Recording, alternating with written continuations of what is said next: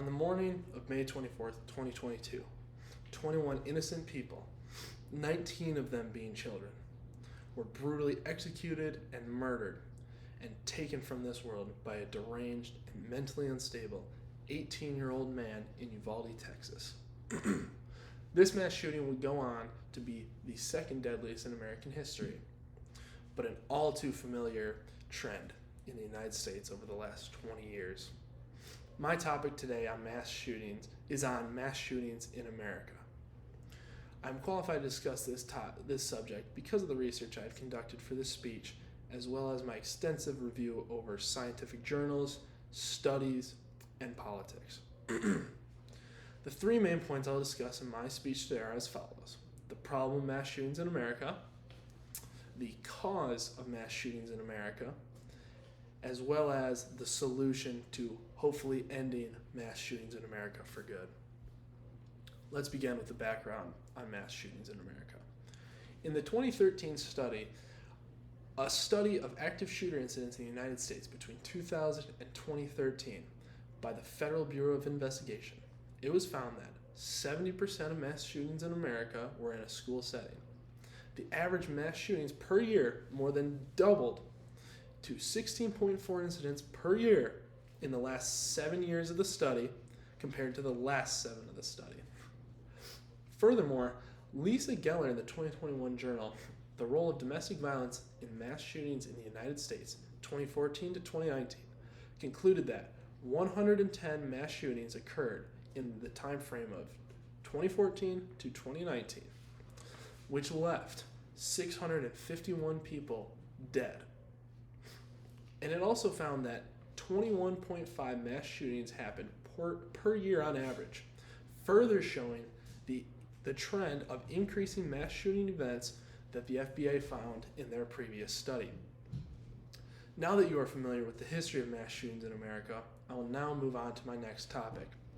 My second main point examines the causes of mass shootings in the 2014 article titled Mass Shootings in America, Moving Beyond Newstown by James Fox and Monica DeLater, they found that the 5 main causes of mass shootings to be as follows: revenge killings, power killings, as in commando style, as in I'm invincible, I can kill 50 innocent people for no reason because it's cool or whatnot.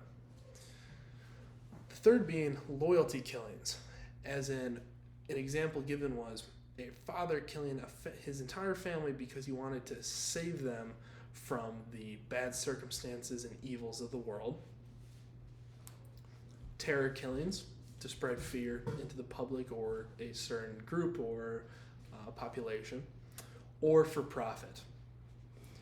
Also, the 2015 article Mental Illness, Mass Shootings, and the Politics of American Firearms by Jonathan Metzl found that since 1970, up to 60% of mass shooters display some type of mental illness, including but not limited to acute paranoia, delusions, or depression. Since you now know about the causes of mass shootings, we will now discuss our final topic. My third point is on the possible solution to mass shootings in America. Sean Philip Jones suggests that in the 2018 journal, Mass Shootings, Mental Illness, and Gun Control, that the way to end mass shootings is by banning the sale of firearms to those with serious mental illnesses or deemed unstable by increased background checks, or by ending congressional imposed limits on gun violence research, such as not allowing the research of potentially political dividing topics or time limits on studies.